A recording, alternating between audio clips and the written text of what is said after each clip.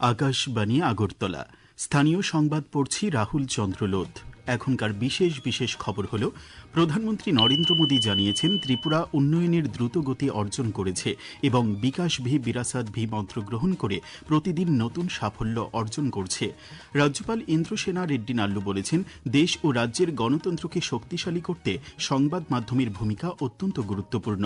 সামাজিক ন্যায় বিচার ও ক্ষমতায়ন মন্ত্রী বীরেন্দ্র কুমার বলেছেন, নেশামুক্ত ভারত অভিযান ২৫ কোটিরও বেশি মানুষের কাছে পৌঁছেছে। মুখ্যমন্ত্রী অধ্যাপক ডাক্তার মানিক সাহা বলেছেন, রাজ্য সরকার ওবিসি সম্প্রদায়ের জনগণের কল্যাণে গৃহীত প্রকল্পগুলি বাস্তবায়নে আন্তরিকভাবে কাজ করছে। অর্থমন্ত্রী প্রণজিৎ সিংহ রায় বলেছেন, ২০২৬-২৭ অর্থ বছরের জন্য কেন্দ্রীয় বাজেটে উত্তর পূর্বাঞ্চলের উন্নয়ন খাতে ১৫.16% বরাদ্দ বৃদ্ধি করা হয়েছে। এবারে বিস্তারিত সংবাদ। প্রধানমন্ত্রী নরেন্দ্র মোদী জানিয়েছেন, ত্রিপুরা উন্নয়নের দ্রুত গতি অর্জন করেছে এবং বিকাশ ভি বিরাসাত ভি মন্ত্র গ্রহণ করে প্রতিদিন নতুন সাফল্য অর্জন করছে। একটি জাতীয় দৈনিকে কেন্দ্রীয় মন্ত্রী জ্যোতিরাদিত্য সিন্ধিয়ার লেখা একটি প্রবন্ধ শেয়ার করে প্রধানমন্ত্রী আজ এই কথা উল্লেখ করেছেন। তিনি আরও উল্লেখ করেন, কেন্দ্রীয় মন্ত্রী শ্রী সিন্ধিয়া তার প্রবন্ধে ত্রিপুরার পরিবর্তিত চেহারা এবং এর বিশাল সম্ভাবনা বিস্তারিতভাবে উল্লেখ করেছেন। প্রধানমন্ত্রী নরেন্দ্র মোদী আগামী ৬ই ফেব্রুয়ারি পরীক্ষা পে চর্চা দেখার জন্য নাগরিকদের আমন্ত্রণ জানিয়েছেন। আজ সোশ্যাল মিডিয়ায় একটি পোস্টে প্রধানমন্ত্রী চাপমুক্ত পরীক্ষার গুরুত্বের উপর জোর দিয়েছেন। এবছর দেবমোগরা, কোয়েম্বাটোর, রায়পুর, গুয়াহাটি এবং দিল্লির ৭ লোককল্যাণ মার্গে পরীক্ষা যোদ্ধাদের সাথে ইন্টারেক্টিভ সেশন অনুষ্ঠিত হয়েছে বলে তিনি উল্লেখ করেন। রাজ্যপাল ইন্দ্রসেনা রেড্ডি নাল্লু বলেছেন, দেশ ও রাজ্যের গণতন্ত্রকে শক্তিশালী করতে সংবাদ মাধ্যমের ভূমিকা অত্যন্ত গুরুত্বপূর্ণ। আজ বিধানসভায় সাংবাদিক সংবর্ধনা জ্ঞাপন অনুষ্ঠানে তিনি এই কথা বলেন। তিনি সংবাদ মাধ্যমকে গঠনমূলক দৃষ্টিভঙ্গিতে সরকারের ভুল ত্রুটি ধরে দেওয়া পাশাপাশি নিষ্ঠা ও সততার সঙ্গে দায়িত্ব পালনের উপর গুরুত্ব আরোপ করেন। অনুষ্ঠানে বক্তব্য রাখেন বিধানসভার উপাধ্যক্ষ রামপ্রসাদ পাল, বনমন্ত্রী অনিমেষ দেববর্মা, বিরোধী দলনেতা জিতেন্দ্র চৌধুরী। উপস্থিত ছিলেন বিধায়ক বীরজিৎ সিনহা এবং রামপদ জমাতিয়া। অনুষ্ঠানে ২১ জন সাংবাদিক ও চিত্র সাংবাদিককে সংবর্ধনা প্রদান করা হয়। ভিবিজি রামজি আইন নিয়ে আজ সোনামুড়ার কালাপানিয়া গ্রাম পঞ্চায়েতে এক আলোচনা সভার আয়োজন করা হয়। সিপাহীজলা জেলা পরিষদের সভাধিনেত্রী সুপ্রিয়া দাস দত্ত এই আলোচনা সভায় এই আইন নিয়ে বিস্তারিত বক্তব্য রাখেন। তিনি বলেন, এই নতুন আইনের মাধ্যমে দেশের প্রত্যেকটি গ্রামে স্থায়ী সম্পদ তৈরি হবে। উপস্থিত ছিলেন বিজেপির সোনামুড়া মণ্ডল কমিটির সভাপতি শুভ্রজিৎ দাস, সিপাহীজলা জেলা দক্ষিণাংশ কমিটির সভাপতি উত্তম দাস, প্রাক্তন মন্ত্রী বিল্লাল মিয়া প্রমুখ। আসাম রাইফেলসের উদ্যোগে আজ রাধানগর এবং তেলিয়ামুড়ায় ডিজিটাল সাক্ষরতা কর্মশালার আয়োজন করা হয়। কর্মশালায় নিরাপদ ইন্টারনেট ব্যবহার, সাইবার নিরাপত্তা, অনলাইন জালিয়াতি প্রতিরোধ এবং ডিজিটাল প্ল্যাটফর্মের দায়িত্বশীল ব্যবহার সম্পর্কে সাধারণ যুবকদের সচেতন করা হয়। জাতীয় সড়ক সুরক্ষা মাস উপলক্ষে আজ পরিবহন দপ্তরের উদ্যোগে আগরতলার নাগেরজোলা বাস স্ট্যান্ডে সড়ক নিরাপত্তা সম্পর্কে যানবাহনের মালিক ও শ্রমিকদের নিয়ে এক সচেতনতামূলক আলোচনা সভা অনুষ্ঠিত হয়। সড়ক দুর্ঘটনা প্রতিরোধ, ট্রাফিক নিয়ম মেনে চলা এবং নিরাপদভাবে যানবাহন চালানোর উপর বিস্তারিত বক্তব্য রাখেন পরিবহন দপ্তরের আধিকারিক দিবাকর দেবনাথ। মুখ্যমন্ত্রী অধ্যাপক ডাক্তার মানিক সাহা বলেছেন, ত্রিপুরা বর্তমানে দেশের একমাত্র রাজ্য যেখানে মন্ত্রিসভা থেকে পঞ্চায়েত স্তর পর্যন্ত পেপারলেস প্রশাসন কার্যকর হয়েছে। আজ আগরতলায় নীতি আয়োগের স্টেট সাপোর্ট মিশনের অধীনে পূর্ব ও উত্তর পূর্ব ভারতের রাজ্য ও কেন্দ্রশাসিত অঞ্চলগুলিকে নিয়ে আয়োজিত তৃতীয় আঞ্চলিক কর্মশালার উদ্বোধন করে মুখ্যমন্ত্রী অধ্যাপক ডাক্তার মানিক সাহা এই কথা বলেন। তিনি বলেন, স্টেট সাপোর্ট মিশন ভারতের যুক্তরাষ্ট্রীয় শাসন ব্যবস্থায় এক নতুন অধ্যায়ের সূচনা করেছে, যেখানে কেন্দ্র ও রাজ্যের মধ্যে অংশীদারিত্ব ভিত্তিক সহযোগিতার উপর বিশেষ গুরুত্ব দেওয়া হয়েছে। এই উদ্যোগের মাধ্যমে নীতি আয়োগ রাজ্যগুলিকে তাদের স্টেট ইনস্টিটিউট ফর ট্রান্সফরমেশন শক্তিশালী করার সুযোগ প্রদান করেছে।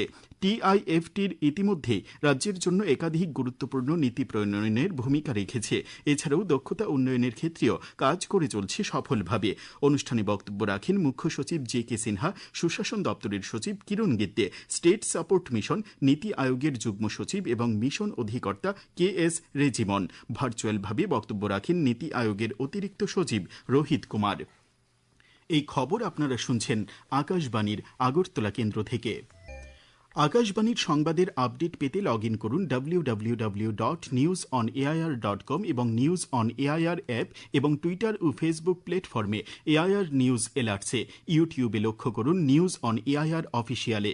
এছাড়াও আকাশবাণী আগরতলার সংবাদ আপডেট পেতে দেখুন টুইটার বা এক্স হ্যান্ডেলে আকাশবাণী নিউজ আগরতলা, ফেসবুকে এআইআর নিউজ আগরতলা এবং ইউটিউবে আকাশবাণী নিউজ আগরতলা। সামাজিক ন্যায় বিচার ও ক্ষমতায়ন মন্ত্রী বীরেন্দ্র কুমার আজ লোকসভায় বলেছেন, মাদকের অপব্যবহার সম্পর্কে যুব সমাজের মধ্যে সচেতনতা তৈরির জন্য নেশামুক্ত ভারত অভিযান ২৫ কোটিরও বেশি মানুষের কাছে পৌঁছেছে। তিনি বলেন, মাদকাসক্তি নিরসনের জন্য সাহায্য প্রার্থী ব্যক্তিদের প্রাথমিক পরামর্শ এবং তাৎক্ষণিক রেফারেল পরিষেবা প্রদানের জন্য মন্ত্রণালয় ১৪৪৪৬ নম্বরে একটি টোল ফ্রি হেল্পলাইন চালু করেছে। সাংসদ রাজীব ভট্টাচার্য আজ রাজ্যসভায় রাজ্যের কয়েকটি গুরুত্বপূর্ণ জাতীয় সড়কের সমস্যা নিয়ে বিস্তারিত উল্লেখ করে কেন্দ্রীয় সরকারের দৃষ্টি আকর্ষণ করেন। অবিলম্বে এই সমস্ত সমস্যা নিরসনের উদ্যোগ নিতে তিনি সংশ্লিষ্ট মন্ত্রকের কাছে অনুরোধ জানান। মুখ্যমন্ত্রী অধ্যাপক ডাক্তার মানিক সাহা বলেছেন, রাজ্য সরকার ওবিসি সম্প্রদায়ের জনগণের কল্যাণে গৃহীত প্রকল্পগুলি বাস্তবায়নে আন্তরিকভাবে কাজ করছে। আজ আগরতলার প্রজ্ঞা ভবনে ওবিসি কল্যাণ দপ্তর আয়োজিত বি.আর. আম্বেদকর স্বর্ণ পদক পুরস্কার, সমাজ সংস্কৃতি সম্মাননা পুরস্কার ও বৃত্তিমূলক শিক্ষার ক্ষেত্রে এককালীন সহায়তা প্রদান অনুষ্ঠানের উদ্বোধন করে তিনি এই কথা বলেন। তিনি বলেন, ২০১৮ সালে এবং ২০২০ সালে পঞ্চায়েত দপ্তর এবং নগর উন্নয়ন দপ্তরের যৌথ পরিসংখ্যান অনুযায়ী রাজ্যে ৯ লক্ষেরও বেশি ওবিসি সম্প্রদায়ভুক্ত জনগণ রয়েছে, যা রাজ্যের জনসংখ্যার ২০.৫৪%। রাজ্য সরকার ওবিসি সম্প্রদায়ের ক্ষেত্রে বৃত্তিমূলক প্রশিক্ষণ এবং আর্থিক সহায়তার মাধ্যমে আর্থ সামাজিক ক্ষমতায়নের উদ্যোগ অব্যাহত রেখেছে। অনুষ্ঠানে বি.আর. আম্বেদকর সমাজ সাংস্কৃতিক সম্মাননা প্রদান করা হয় সজল আচার্য, সুকুমার চন্দ্র নাথ ভৌমিক এবং কাজল চন্দ্র নাথকে। তাছাড়া ২০২৫ সালে মাধ্যমিক ও উচ্চ মাধ্যমিক পরীক্ষায় উত্তীর্ণ কৃতি ওবিসি সম্প্রদায়ভুক্ত ছাত্রছাত্রীদের স্বর্ণপদক ও নগদ ২৫,০০০ টাকা ও শংসাপত্র প্রদান করা হয়। সেই সঙ্গে ১৫৬ জনকে বৃত্তিমূলক শিক্ষার জন্য এককালীন আর্থিক সহায়তা প্রদান করা হয়।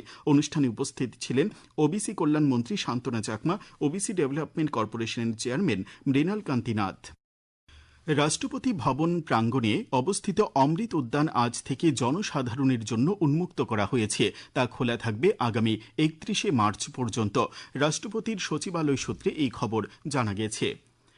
অর্থমন্ত্রী প্রণজিৎ সিংহ রায় বলেছেন, ২০২৬-২৭ অর্থ বছরের জন্য কেন্দ্রীয় বাজেটে উত্তর পূর্বাঞ্চলের উন্নয়ন খাতে ১৫.১৬% বরাদ্দ বৃদ্ধি করা হয়েছে। আজ আগরতলায় প্রদেশ বিজেপির কার্যালয়ে সাংবাদিক সম্মেলনে তিনি এই কথা বলেন। তিনি বলেন, উত্তর পূর্বাঞ্চলের উন্নয়ন খাতে ২০২৫-২৬ অর্থ বছরে বাজেট বরাদ্দ ছিল ৫,৯১৫ কোটি টাকা। ২০২৬-২৭ অর্থ বছরে তা বৃদ্ধি পেয়ে দাঁড়িয়েছে ৬,৮১২ কোটি টাকা। অর্থমন্ত্রী বলেন, বাজেটে পর্যটন, মহিলা সশক্তিকরণ, যুব উন্নয়ন থেকে শুরু করে প্রত্যেকটি গুরুত্বপূর্ণ খাতে বাজেট বৃদ্ধি করা হয়েছে। তিনি এই বাজেটকে ঐতিহাসিক বাজেট বলে আখ্যা দিয়েছেন। উপস্থিত ছিলেন সিপাহীজলা জেলা পরিষদের সভাধিনেত্রী সুপ্রিয়া দাস দত্ত। ২০২৬-২৭ সালের কেন্দ্রীয় বাজেটে উত্তর পূর্বাঞ্চলের উন্নয়নে বিশেষ গুরুত্ব দেওয়া হয়েছে। স্বাস্থ্য পরিষেবা থেকে যোগাযোগ ব্যবস্থা এবং কর্মসংস্থান সৃষ্টির লক্ষ্যে বাজেটে একাধিক গুরুত্বপূর্ণ প্রস্তাব রাখা হয়েছে। এই বাজেট প্রস্তাবগুলির প্রেক্ষাপটে উত্তর পূর্বাঞ্চলের উন্নয়নের দিক নির্দেশনা এবং ভবিষ্যৎ সম্ভাবনা নিয়ে আকাশবাণী আগরতলার সংবাদ বিভাগের বিশেষ আলোচনা শোনা যাবে আজ রাত ৯টা বেজে ১৫ মিনিটে আকাশবাণীর আগরতলা কেন্দ্র থেকে। কেন্দ্রীয় বাজেটের বিরুদ্ধে বামপন্থী ট্রেড ইউনিয়ন সিআইটিইউ রাজ্য শাখার উদ্যোগে আজ আগরতলায় এক প্রতিবাদ মিছিল ও পথসভার আয়োজন করা হয়। পথসভায় সিটুর রাজ্য সভাপতি মানিক দে কেন্দ্রীয় সরকারের বাজেটের সমালোচনা করে বাজেটকে জনস্বার্থ বিরোধী বলে মন্তব্য করেন। বক্তব্য রাখেন সিটু নেতা শঙ্কর প্রসাদ দত্ত ও সমর চক্রবর্তী প্রমুখ। কৈলাসহর কলেজ স্টেডিয়ামে আয়োজিত ঐতিহ্যবাহী জেনারেল পদ্মজং স্মৃতি আমন্ত্রণমূলক ফুটবলের টুর্নামেন্টের আজকের খেলায় জম্পুইজলা এফসি দল পেনাল্টি শুটআউটে মিজোরামের মারপাড়া এফসি দলকে পরাজিত করেছে। আজ বিকেলে নির্ধারিত সময়ে দুপক্ষই একটি করে গোল করে। খেলার অতিরিক্ত সময়ে দুপক্ষই গোল করতে পারেনি। পরে পেনাল্টি শুটআউটে ৪-২ গোলের ব্যবধানে জম্পুইজলা এফসি দল বিজয়ী হয়। আবহাওয়ার খবর। আগামীকাল আকাশ আংশিক মেঘাচ্ছন্ন থাকবে, সকালে হালকা কুয়াশা পড়ার সম্ভাবনা রয়েছে। আজ দিনের সর্বোচ্চ তাপমাত্রা ছিল 30.4 ডিগ্রি সেলসিয়াস এবং সর্বনিম্ন 13.1 ডিগ্রি সেলসিয়াস। আগামীকাল দিনের সর্বোচ্চ তাপমাত্রা 29 ডিগ্রি সেলসিয়াস এবং সর্বনিম্ন 13 ডিগ্রি সেলসিয়াসের কাছাকাছি থাকতে পারে। শেষ করার আগে খবরের বিশেষ অংশগুলি আরেকবার পড়ছি। প্রধানমন্ত্রী নরেন্দ্র মোদী জানিয়েছেন, ত্রিপুরা উন্নয়নের দ্রুত গতি অর্জন করেছে এবং বিকাশ ভি বিরসাদ ভি মন্ত্র গ্রহণ করে প্রতিদিন নতুন সাফল্য অর্জন করছে। রাজ্যপাল ইন্দ্রসেনা রেড্ডি নাল্লু বলেছেন, দেশ ও রাজ্যের গণতন্ত্রকে শক্তিশালী করতে সংবাদ মাধ্যমের ভূমিকা অত্যন্ত গুরুত্বপূর্ণ। সামাজিক ন্যায় বিচার ও ক্ষমতায়ন মন্ত্রী বীরেন্দ্র কুমার বলেছেন, নেশামুক্ত ভারত অভিযান 25 কোটিরও বেশি মানুষের কাছে পৌঁছেছে। মুখ্যমন্ত্রী অধ্যাপক ডাক্তার মানিক সাহা বলেছেন, রাজ্য সরকার ওবিসি সম্প্রদায়ের জনগণের কল্যাণে গৃহীত প্রকল্পগুলি বাস্তবায়নে আন্তরিকভাবে কাজ করছে। অর্থমন্ত্রী প্রণজিৎ সিংহ রায় বলেছেন, 2026-27 অর্থ বছরের জন্য কেন্দ্রীয় বাজেটে উত্তর পূর্বাঞ্চলের উন্নয়ন খাতে 15.16% বরাদ্দ বৃদ্ধি করা হয়েছে। স্থানীয় সংবাদ আজকের মতো এখানেই শেষ হল।